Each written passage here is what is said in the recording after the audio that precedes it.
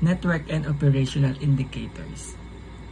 Multimodal transportation networks rest upon the combinatory costs and performance of transport modes, or what is referred to as economies of scope. For instance, a single container ship overseas at the lowest cost from its origin can go from road to maritime to railway and to road again before reaching its destination. Indicators are currently used to measure the technical performance of freight and passenger transport. The passenger of freight density, a standard measure of transport efficiency. The mean distance traveled, a measure of the ground covering capacity of networks and different transport modes, used to measure the relative performance of transport modes.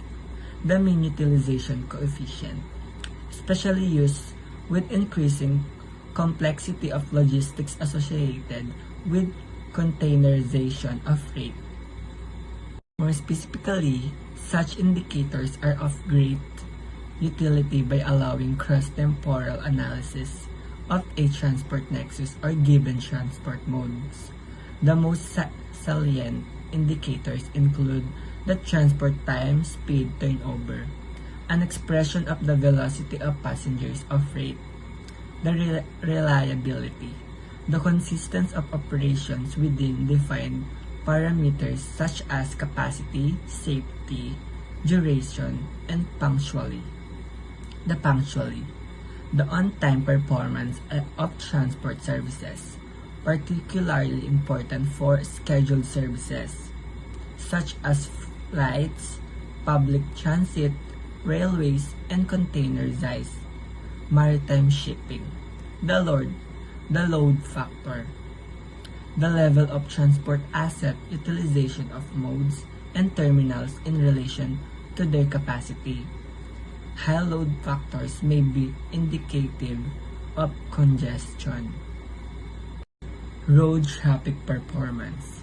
Technical performance indicators have dominantly applied to road transportation, although other modes such as air and maritime transport are also increasingly monitored. This value is influenced by three major concepts: road conditions, traffic conditions, and the control conditions. Economic performance indicators. Undoubtedly, transportation plays a considerable role in the economy with its omnipresence throughout the production chain. At all geographic scales, it is an integral constituent of the production-consumption cycle. Economic impact indicators help to show the relationship between transport systems and the economy, as well as information on the economic weight of this type activity. The Lorenz curve. The Gini coefficient was developed to measure the degree of concentration and equality of a variable in a distribution of its elements. It compares the Lorenz curve of a rank empirical distribution with the line of perfect equality. The Gini coefficient ranges between 0, where there is no concentration, perfect equality, and 1, where there is total concentration, perfect inequality. Calculating the Gini coefficient. The Gini coefficient represents the area of concentration between the Lorenz curve and the line of perfect equality, as it expresses a proportion of the area enclosed by the triangle defined by the line of perfect equality and the line of perfect inequality. The closer the coefficient is to 1, the more unequal the distribution. Overview. One methodology of particular importance to transport geography relates to how to estimate flows between locations, since these flows, known as spatial interactions, enable the demand existing of potential for transport services to be evaluated. Spatial interaction is a realized movement of people freight or information between an origin and a destination. It is a transport demand-supply relationship expressed over a geographical space. Complementarity. There must be a supply and a demand between the interacting locations. A residential zone is complementary to an industrial zone because the first is supplying workers while the second is supplying jobs. The gravity model. The gravity model is the most common formulation of the spatial interaction method. It is named as such because it uses a similar formulation to Newton's law of gravity. Gravity-like representations have been applied in a wide variety of contexts, such as migration, commodity flows, traffic flows, commuting, and evaluating boundaries between market areas. Market size and shape. Each economic activity has a location, but the various demands, raw materials, labor, parts, service, and etc. and flow each location generates also have a spatial dimension called a market area.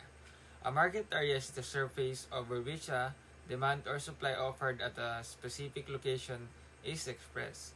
For a factory, it is includes the areas to where its products are shipped. For a retail store, it is the tributary area from which it draw its customers. Economic definition of a market area. So, ang isang market ay nakadepende sa relasyon between the demand of the product and also for its capacity to supply. So, nag-act ito as a price fixing mechanism.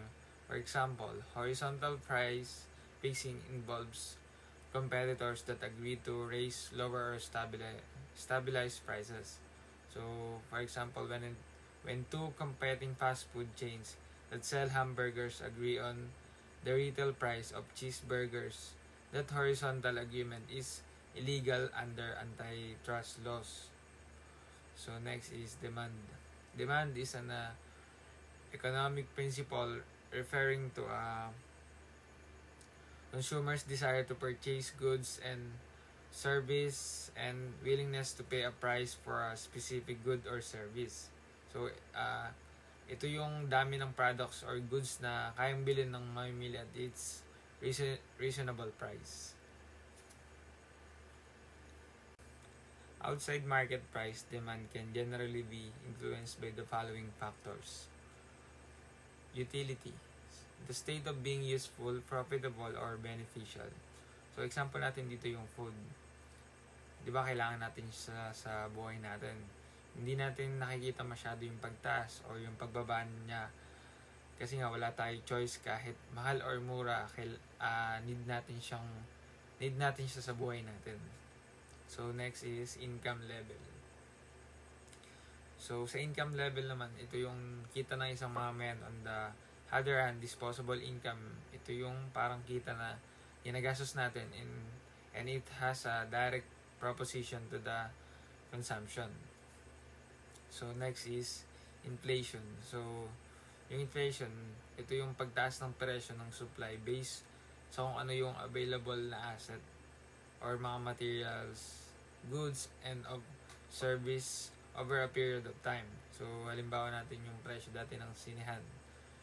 Dati 100 lang. So, ngayon, 250 lower na yata, di ba? So, next is taxation. So, ito yung binabayaran ng magulang natin taon-taon. Ginagamit yung tax to raise revenue for government expenditures to can serve other purposes as well. Yung demand ay na-influensya ng tax depende sa value and sale ng isang produkto. So next is savings. Yung quantity or dami ng available capital sa savings ng isang mamayan ay napoprovide sa pagbili or pagkonsumo ng isang produkto. So, maaaring influensyan ang demand pag yung tao natutong mag-save at magkaroon ng priority, lalo na sa panahon ngayon ay mahirap kitain yung pera. So, outside price, supply can generally be influenced by the following factors. So first is profits. So ito yung kinita mo. Halimbawa na lang sa profit na meron kang 10 na gasol. So bumibili ka sa halagang 400 pesos. Binenta mo yung gasol ng 450. So meron kang kitang 500.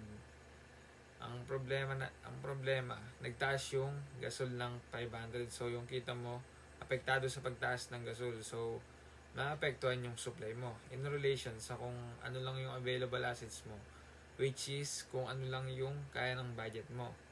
Commodities, goods, and services.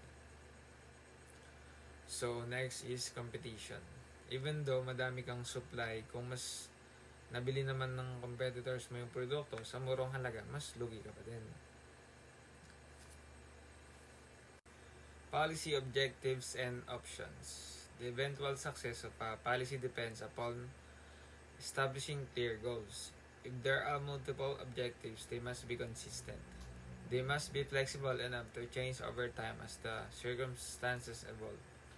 In terms, the objectives must identify the present condition and situation. Next is indicate what the goals are and identify the barriers to achieve the goals. Identify what is needed from the other agencies and the private sector, and determine how success will be judged and measured. And last is identify what steps are required to achieve success. Policy implementation. The implementation of the selected option represents a critical aspect of the policy process. The most carefully crafted policy is the widely accepted by those it affects can founder because of improper implementation. It is possible to define an optimal implementation procedure because of the wide range of socio-economic circumstances in which policies are applied, and also because of the diversity of policies themselves. A 10-step model of a policy implementation can be considered. First policies must not face insurmountable external constraints. By this is meant that the policy must not exceed the jurisdictional or constitutional limits of the agency. Next is implementing the policy. There must be an adequate time frame and resources. Next, the promises of policy and theory must be compatible. Next is cause and effect relationships in the policy must be direct and uncluttered. Next is dependency relationship should be kept to a minimum. Next is the basic objectives of the policy need to be agreed upon and understood. Next is the task must be specified in an appropriate sequence. So next is communication and coordination need to be on the same wavelength. And lastly is there must be compliance. Policy evaluation and maintenance. So policy evaluation and maintenance is simply if the policy is well written, it needs to be applied and evaluated by the people so that there will be no problem in the long run. Implementation is not the final step in doing a policy. So, kailangan natin makita yung effectiveness ng policy or ma-assess over time para ma-make sure na magiging successful ito. So, yun lang po yung reward namin. And thank you for watching.